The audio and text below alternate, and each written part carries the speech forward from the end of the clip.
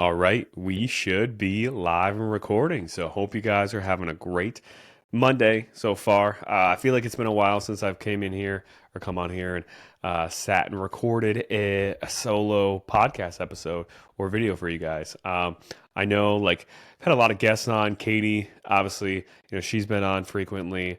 Had a bunch of client interviews and stuff that I've done. So it's been a while since it's been just kind of solo me. Um, and also too, like last week was really sick, could barely talk at all. So um, couldn't really record anything last week. Like my throat hurt so much, and my one-on-one clients know that. Like I had to do text check-ins when normally I'm doing like filming videos for them. So, um, but feeling much better today. Have a little bit of like a lingering kind of like dryness in my throat where it catches me off guard sometimes and I end up coughing. So hopefully I won't do that in this at all. But obviously some really exciting stuff happening in the iThrive Nutrition and Fitness world. If you're part of our Facebook group or follow me on social media, you've probably seen that we brought on Katie Craig as our assistant coach. So I'm super excited to have her. Be a part of the team. I've had an assistant coach in the past, a few years ago, and for different reasons, it just didn't necessarily work out, and it took me a long time to trust somebody else, and even trust myself when it comes to bringing on an assistant coach. Like, I think, the first coach I brought on a few years ago, it just necessarily wasn't the right time. Maybe just not the right person necessarily. Not for coaching in general, but just for my style and what I wanted to do and everything.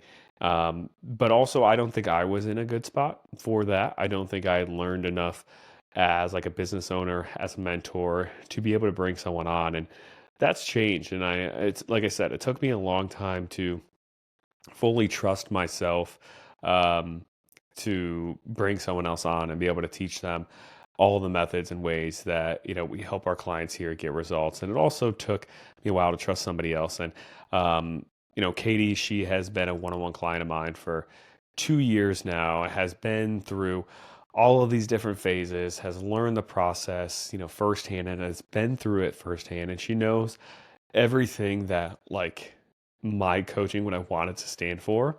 And like me bringing her on was not something that was taken lightly. Like I had thought months and months and months before um, we even discussed anything like this on if I even wanted to bring on another coach and if it was even worth it going through, teaching somebody else my ways and all of that. And there was a long period of time where like I don't know if I would say I should have, but like I could have brought on an assistant coach. But um, there was probably a good year at least where I could have brought one on, but I decided against it and just like kept my roster full, had a wait list, had other means to help people.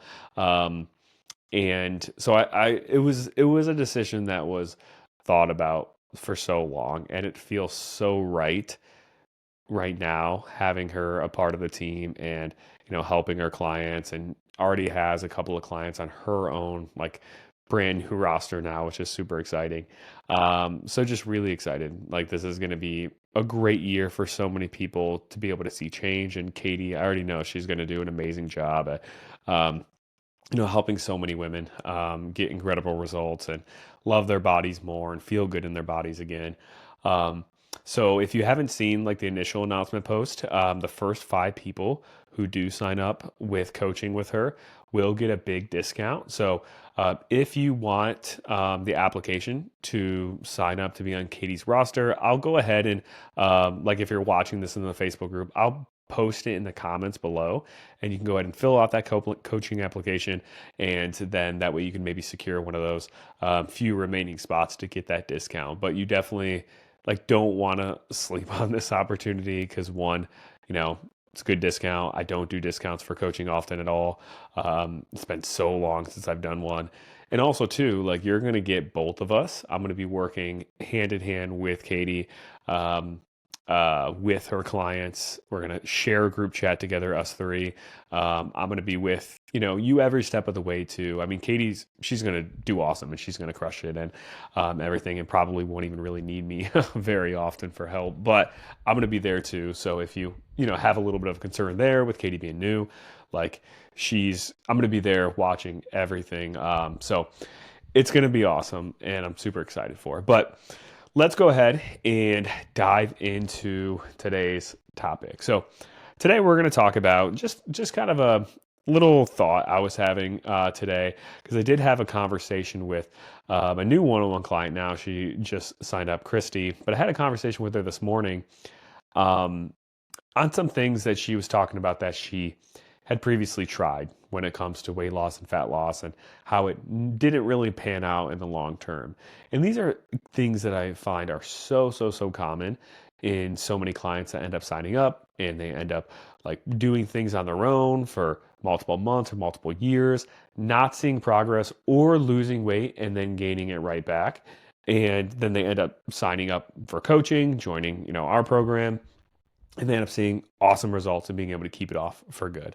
So I figured I would go over kind of the three biggest mistakes that people make when it comes to their weight loss journey, which is the reason why you likely are really struggling to see results, or you maybe are like you see change on the scale, or maybe even change in your body fat level, but you struggle really hard to keep the weight off. So number one is taking too extreme of an approach when it comes to your workouts. And this is something that I talk with so many, clients about before they sign on, which is they, excuse me, see, there's that little cough just coming. Jeez. Forgive everybody's ears, or forgive me, for your ears if you were listening very closely. But you do too extreme of stuff when it comes to your workouts. Like, maybe you're somebody who you don't even really work out consistently at all. Maybe like once, maybe twice a week, you try to do something, but you're not really consistent. But you're like, this is a time that I'm going to actually be serious about my weight loss, be serious about my progress. And I'm going to do this like 5-day a week boot camp or something. And, or I'm going to, run 5 days a week, or I'm going to be on the elliptical and do that, 6-7 days a week, because I really want to see progress this time. So I'm just going to like completely overhaul my exercise habits and just try to crush everything, This sounds good sometimes in theory, because you're like, well, if I'm not seeing results now, if I start working out 5 days a week, I should at least see some kind of results, right? But there's a couple of issues with this. One is that it's so different than what you're currently used to doing, that it feels exciting to like take on this new exciting challenge, but it's so extreme compared to what you're used to that it's going to be really hard to keep going. Like you might do a week of 5 days of workouts, you might even get 2 weeks in, maybe even 3 weeks. And contrary to what people think, it takes longer than 21 days to form a habit. Like it probably takes 6 months to actually form some kind of habit. So even if you get through 3 weeks of doing 5 days of workouts, you're still probably going to have a really hard time sticking to it if you weren't working out anywhere close to 5 days. Now, if you were doing 4 days before you started this and you want to go up to 5, I mean, 4 days is already a habit, so adding on one extra day isn't really that big of a deal. But if you're used to doing one, like I said, maybe 2 days a week, very inconsistently, going up to 5 is just gonna like be such a shocker, and you're gonna feel really sore because your body's not used to moving around that much. And that soreness is gonna give you some like psychological feedback of, okay, this must be working. But soreness doesn't necessarily mean progress. And it definitely doesn't mean long-term progress, because if you can't consistently stick to it, it doesn't matter how much, you're working your body. Eventually you're going to kind of run yourself into the ground, and then you're going to have, a 2 or 3 week period where you don't hit your workouts, you completely fall off. And then, you start to fall into that all or nothing mindset of, okay, well, I skipped one workout and then I skipped another because I got super busy 2 days in a row. Now I'm like 2 days of workouts behind. Do I start with my Wednesday workout, or do I try to make up my Monday workout? And then you're playing out all these things in your head. And then you start to feel guilty if you decide to skip your Monday workout. But then you push your workouts back and try to make them up. And now you're running yourself into the ground even more because now you're trying to cram in like 5 days of workouts in like 4 days of time. So it just becomes an issue. So don't like bite off more than you can chew, and don't try to do way too many days of workouts to start. Because I promise you too, if your workouts are programmed the way they should be, where we're lifting weights mostly, resistance training mostly, we are hitting each muscle group twice per week, and we're hitting them with roughly 10-ish sets per week, the exact same way I program for all of my one-on-one clients. If you're doing that and getting close to failure and pushing yourself with each set, like you could see all the progress in the world that you need when it comes to your workouts from just doing like 3 a week, maybe even 2 if you're really pushing yourself enough in those 2. Not necessarily doing like super long workouts in those 2, but just every set you're pushing yourself, really close to failure. Like I have so many clients who we are just doing 3 days a week of workouts, and that's all they've done for a year, and they've lost 30 pounds, 40 pounds, and their body composition has dramatically changed.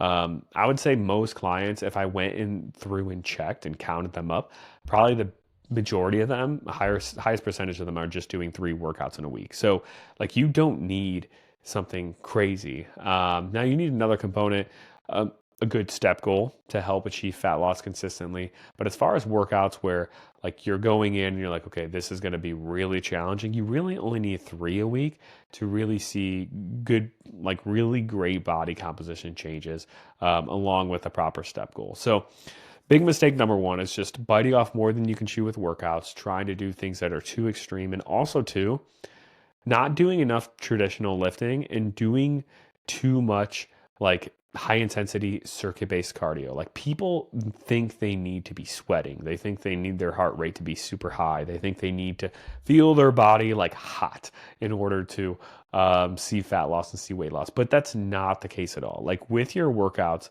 and this is going to blow a lot of your minds, but your workouts are not about burning the most amount of calories. Your workouts are about stimulating muscle. So we either build muscle if we don't have that much on our frame, or we at least maintain our muscle.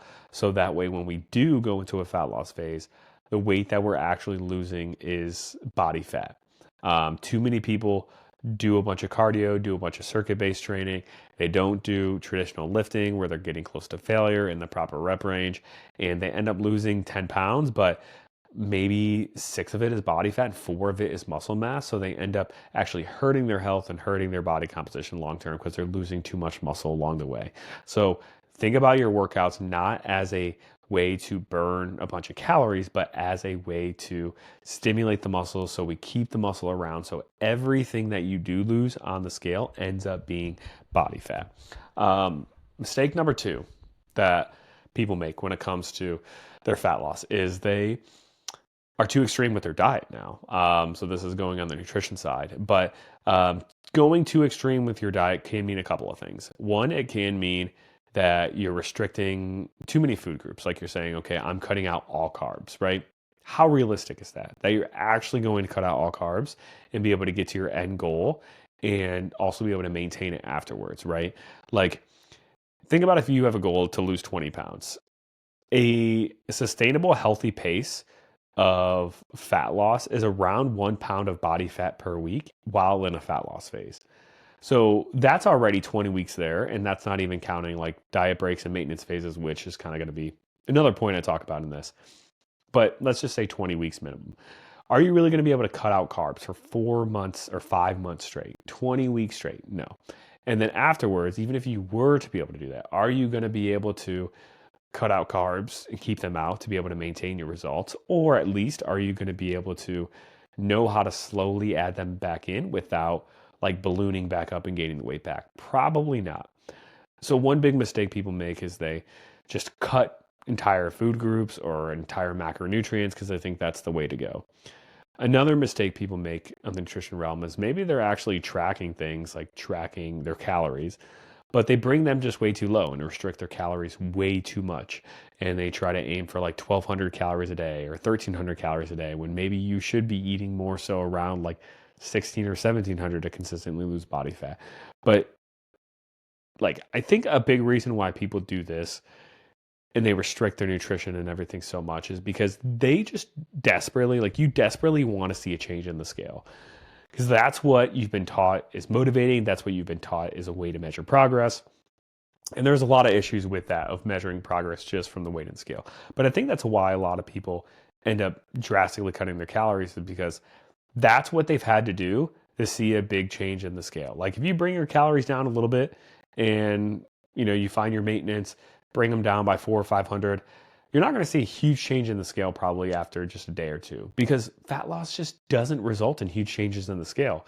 People don't realize that. People think that like consistent fat loss should be seeing like consistent drops in the scale by like 1 pound or so every day or every other day. But a sustainable and healthy rate of fat loss is 1 pound on average per week, which only comes out to like 0.15 pounds of fat loss per day. So like the scale changes with fat when you're losing it at a healthy pace are so small that like the scale changes in general that you should expect should be really small. But when you bring calories down so low and come down to like 1,000 or 1,200, you artificially decrease the scale just because your body ends up holding onto less water. You bring calories down so low, your carbs end up coming way down, which then reduces water retention. Your sodium intake ends up coming down way low, which reduces water retention. The food in your digestive system is so low because you're just eating so few of calories that the water retention from that comes down. So there's multiple reasons why like your water retention significantly decreases when you bring calories down so low that have nothing to do with fat loss, but it causes this artificial drop on the scale, which then mentally can be reinforcing of, okay, well, I came down to 1,000 calories. I lost 2 pounds today.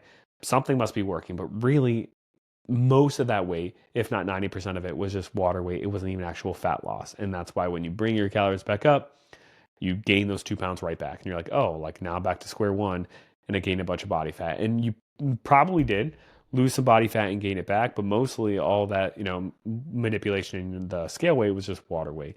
So mistake number 2 is people just bring calories down way, way too low when they start a diet because they want to see that drop in the scale and they bring their calories down artificially, or they bring them down too low, and that causes an artificial decrease on the scale, which isn't actually fat loss, and then it comes right back.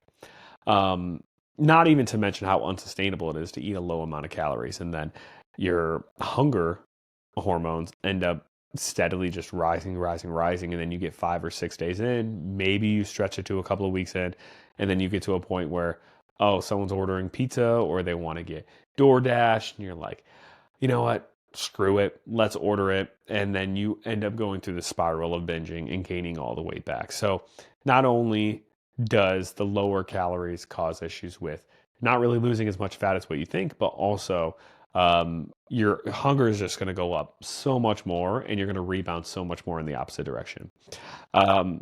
Third mistake people make when it comes to their weight loss and fat loss goals, and this is one of the biggest ones that most people do not think about. Like when I describe this issue to new clients signing on or potential clients, they're just like sometimes blown away because they've never thought about weight loss and fat loss in this way. But if you have anything more than like 10 pounds that you want to lose, you should not be trying to lose that weight in one straight shot. You should have planned maintenance breaks or diet breaks, what we call them, in between periods, split roughly between 8 to 12 weeks at a time, to where you just practice maintaining your weight. And this allows you to do a couple of things. One, as your hunger will inevitably, increase a little bit in a fat loss phase over a couple of months span, it allows you to have 1 or 2 weeks to bring calories back up to maintenance in a controlled way. These aren't like, hey, cheat weeks, I nailed my diet for 2 months now, not tracking anything, now I'm eating whatever I want. They aren't weeks like that. They're weeks where we're controlling our intake, but bringing it up to allow hunger to decrease. So like we don't continue to feel just super hungry all the time, right? No one would ever maintain their fat loss if they were hungry 24/7 and never had these like maintenance breaks at some point. So it allows hunger to decrease. Um, Another um, reason why these maintenance breaks are so important is because there's this theory that you maybe have heard of, which is called like the body fat set point theory, which is once your body has been at a certain body fat percentage for a long period of time, it gets kind of comfortable of regulating that, almost like a thermostat. And if you have been at like 200 pounds for 5 years or so, and you are really healthy at like 160, once you get to like maybe 190, maybe 185, you lose your first 10 to 15 pounds. Your body starts to notice, hey, like we're getting away from that like thermostat level of 200 that I've felt really comfortable in for so long. Hunger starts to increase, your fatigue starts to increase, and you start to experience these symptoms that make it more likely for you to basically overeat and not be as active and gain the weight back. But when you do a maintenance break right around that point where you've lost 10 to 15-ish pounds, then you're allowing your calories to slowly come back up a little bit over that, couple week span, which then allows your energy levels to rise, which allows your hunger to not increase too much. While also, because we're controlling our calories and bringing them up in, a steady way and not just going off the rails, we're able to maintain all of our fat loss. And we maintain that higher calorie intake while also maintaining our body weight, our new body weight, the one that's down 10 to 15 pounds for a couple weeks. And it allows you to kind of settle into your new body in a sense, settle into its new set point a little bit. And then once you do that for a couple of weeks, maybe even 3 weeks, you feel so much more refreshed to do another fat loss push. Because remember in this example, this person started out at 200, but they feel most comfortable and healthy at 160. So they have 40 pounds that they want to lose. So they still have more in their journey and more weight that they want to lose. But breaking it up allows you to kind of get a mental reset before that next fat loss push for another, let's say, 10 weeks. And also physically, it allows your hunger signals to decrease. It allows your energy levels to increase and it allows you to settle into your new set point. Then you go into another fat loss phase, let's say for another couple of months, lose another 10-ish pounds, do another maintenance break for a few weeks. Maintain your new body weight there, maintain your new body fat set point there, have your hunger decrease, have your energy levels increase, and then you go through maybe a third fat loss push and lose another 10-ish pounds.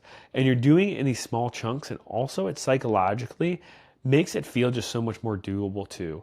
And a big thing with this as well that I love and why it's been so game changing for our clients to do it this way is you get confidence to maintain the weight long term as you go.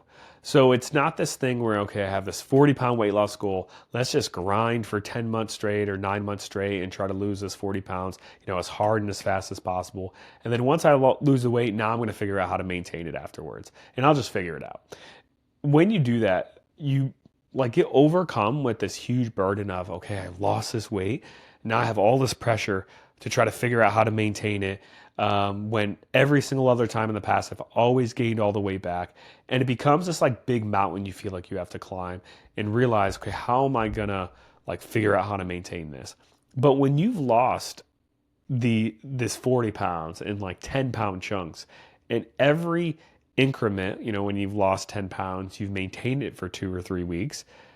Once you get to that 40-pound down mark at the end, you're kind of confident, oh, I know how to maintain this 40-pound loss because I know how to maintain my 30-pound loss, and I know how to maintain my 20-pound loss, and I know how to maintain my 10-pound loss. When you learn how to maintain it along the way, once you reach that end destination, you're this maintenance thing, I've been here before. I know what it feels like to maintain my weight and keep it off and still eat, good quality, healthy food, still fuel my body appropriately. And you also realize it's safe to eat a little bit more food to maintain your weight too. A lot of people think that they, once they bring calories down to lose body fat, they think they need to keep their calories that low to keep it off forever too, when that's not necessarily the case. If you're losing body fat, it means you're in a calorie deficit, which means you're eating less than what you burn, which means to maintain your weight, you technically could eat a little bit more. And that's something that we teach our clients how to do during these maintenance breaks is build their calories up And that way they're eating a little bit more, but maintaining all their fat loss. And they're like, oh, like maintaining my fat long term actually isn't as miserable as what I think, and it actually isn't miserable at all because I actually can eat a little bit more than what I think to keep it off. And it's those maintenance periods every couple of months, sprinkled in with fat loss phases around it, is what like really teaches you how to keep it off long term and be confident with teaching or with keeping it off long term too. So those are like the three biggest mistakes: being too extreme with their exercise, being too extreme with your nutrition, and then not giving yourself planned breaks in between.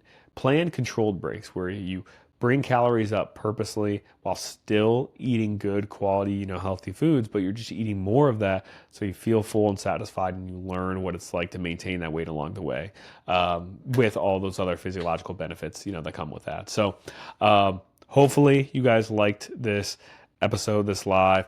Like I said, if you want to snag one of those first spots to work with Katie and myself with a discount, fill out the coaching application in the comments below this post, and I will be reaching out shortly.